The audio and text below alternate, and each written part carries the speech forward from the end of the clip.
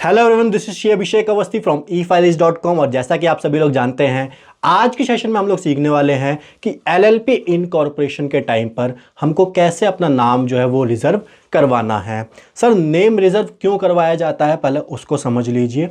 अगर आपका नेम किसी और से सिमिलर होता है, प्रेफिक्स सफिक्स कुछ भी मैच करता हुआ दिखता है, सफिक्स तो जनरली आपका एलएलपी होता है, बट प्रेफिक्स में कुछ ऐसा पार्ट है जो किसी और नेम से मिलता जुलता है, तो यहाँ पे आपको वो वाला नेम अलॉट नहीं किया जाता है और आपकी एप्लीकेशन जो है वो रिजेक्ट होने के चांस रहते हैं। दैट्स वाई आपको इनकॉर्पोरेशन में कोई दिक्कत ना आए, इनिशियली यहाँ पे नेम जो है वो रिजर्व करवाना पड़ता है। तो मैं अगर आपको बताऊं, तो अगर आपका नेम पूरी तरीके से यूनिक है, बिल्कुल भी मिलता जुलता नहीं है, तो आप डायरेक्ट फिल फॉर्म की तरफ जा सकते हो।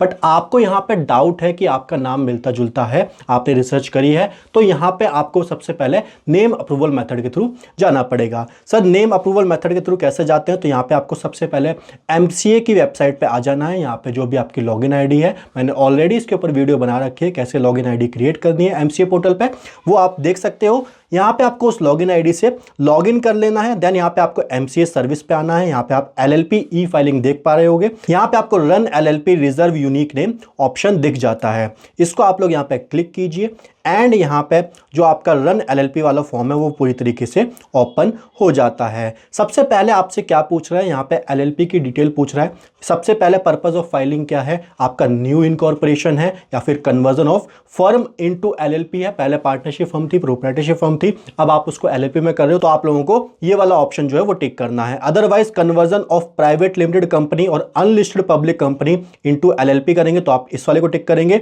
अदरवाइज अगर आप change of name of existing LLP कर रहे हो तो आपको यहां पे ये वाला ऑप्शन टिक करना पड़ेगा। सो हम तो सर न्यू इनकॉर्पोरेशन कर रहे हैं, तो हम न्यू इनकॉर्पोरेशन पे टिक कर देते हैं। यहां पे आपको कोई भी डिटेल नहीं डालनी है। अगर आप नेम चेंज करते हो तो यहां पे आपका ये वाला ऑप्शन जो है वो इनेबल हो जाता है। यहां पे आपको एलएल पिन डालना है और यहां पे अगर आप कन्वर्जन कर रहे हो तो आपका ये वाला ऑप्शन यहां पे ओपन हो जाता है। यहां पे आपको सिन नंबर डाल के चलना पड़ता है, बट न्यू इनकॉर्पोरेशन के टाइम पे आपको यहां पे कोई भी डिटेल फिलअप नहीं करनी है। दूसरी चीज और इंपॉर्टेंट चीज, सबसे पहले आपकी इंडस्ट्री कौन सी है। सर, इंडस्ट्री को यहां पे एनआईसी क्लासिफिकेशन के रूप में बांटा गया है, तो एनआईसी कोड वगैरह आपको डालना होता है। आप यहां पे जनरली सर्च कीजिए जो भी आपका यहां पे नेचर ऑफ बिजनेस वगैरह है, लाइक हमारा अकाउंटिंग है, सो यहां पे हम accounting, book keeping and tax consulting service देंगे, इसको हम लोग यहाँ पे ऐड कर देते हैं। यहाँ पे आपका code and description auto field आ जाता है। अब सबसे इंपॉर्टेंट चीज, यहाँ पे आपको नेम जो है, दो नेम का आपको ऑप्शन मिलता है, आप दो नेम यहाँ पे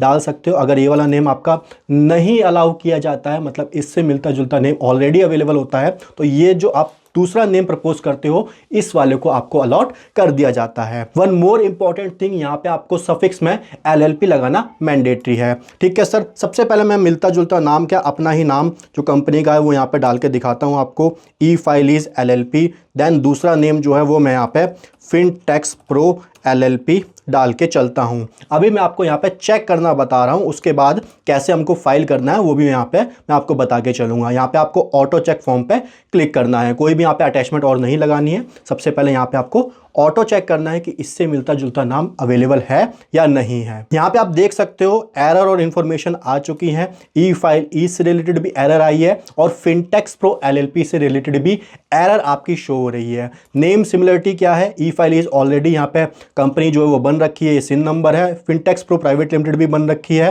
तो यहाँ पे इससे मिलता जुलता नाम आ रहा है। ट्रेडमार्क भी इससे मिलता जुलता एग्जिस्ट करता है। तो अगर मैं यहाँ पे आपको गाइडेंस दूं, तो जब भी आपका यहाँ पे एरर आता है तो आप उस नेम के लिए ना ही जाइए, वो ज़्यादा बेटर है। बिकॉज एरर के केस में तो आपको बहुत ही रेयर है कि आपको यहाँ पे नेम अलॉट किया जाएगा, और इस केस में जो आप फीस भी सबमिट करोगे 200 रुपीज होती है नेम रिजर्वेशन की, वो भी जाया हो जाती है। ठीक है सर, तो आपकी यहाँ पे जो पहली प्रायोरिटी रहेगी, आपका जो नेम है वो पूरी तरीके से यूनिक रहे। सर, इसके अलावा भी हम अपना नेम जो है वो चेक कर सकते हैं, बिल्कुल कर सकते हो। आपको यहाँ पे मास्टर डेटा के अंदर आप यहाँ पे नेम जो है वो अपना चेक कर सकते हो, बट सबसे जो ऑथेंटिक वे होता है इसके अंदर आपको ट्रेडमार्क वगैरह भी यहाँ पे देखने को मिल जाता है, तो ये वाला जो वे है सबसे बेस्ट रहता है। ठीक है, सो ये नेम तो एग्जिस्ट करता है, दैट्स वाई मैं कोई दूसरा नेम डालता हूँ, ई टैक्स प्रो डाल देता हूँ एंड यहाँ पे एलएलपी डालना मस्ट होता है। ठीक है, यहाँ पे आप एलएलपी डाल दीजिए।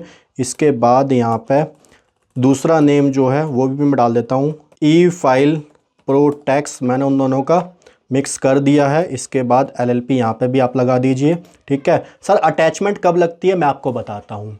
मान लीजिए मेरी एक कंपनी है, ऑलरेडी एग्जिस्ट करती है, LLP है, मैं चाहता हूँ मेरे से मिलता जुलता नाम कोई मेरा अदर पर्सन यूज़ कर ले, तो मैं उसको डिक्लेरेशन देता हूँ कि आप मेरा नाम यूज़ कर सकते हो। तो वही डिक्लेरेशन की PDF हम लोग यहाँ पे अटैच कर देते हैं और उस केस में वो वाला नेम जो है वो अलॉट कर दिया जाता है। ठीक है सर, यहाँ पे आपको दोबारा ऑटो चेक फॉर्म पे क्लिक कर देना है। यहाँ पे आप लोग देख सकते हो कोई एरर अगर होगी तो यहाँ पे शो होगी, कोई इन्फॉर्मेशन होगी तो वो भी यहाँ पे शो होगी। यहाँ पे कोई भी एरर और इन्फॉर्मेशन शो नहीं हुई है, दैट मीन यहाँ पे जो नेम है वो एग्जिस्ट नहीं करता है, आप इस नेम के लिए जा सकते हैं। ठीक है, अब आपको यहाँ पे सबमिट के ऊपर क्लिक कर देना है। यहाँ पे submit application for name reservation के ऊपर आपको यहाँ पे क्लिक करना है। देन आपका ये फॉर्म जो है ये सबमिट हो चुका है। अब आपको यहाँ पे इसकी पेमेंट करनी है। यहाँ पे देन माई एप्लीकेशन पे आपको आ जाना है। यहाँ पे पेंडिंग फॉर एक्शन पे आप लोगों को क्लिक करना है। यहाँ पे आप लोग देख सकते हो रन LLP फॉर्म आपका E-File Tax Pro LLP और E-Tax Pro LLP के नाम से जो है यहाँ पे इसकी पेमेंट जो है वो इनकम्प्लीट शो करती है। यहाँ पे आपको कुछ नहीं करना है, यहाँ पे फीस पे आपको लोगों को क्लिक करना है। यहाँ पे आप लोग देख सकते हो आपकी फ़ीस 200 रुपीज़ की आ जाती है। यहाँ पे आप लोग मेक पेमेंट पे क्लिक कीजिए।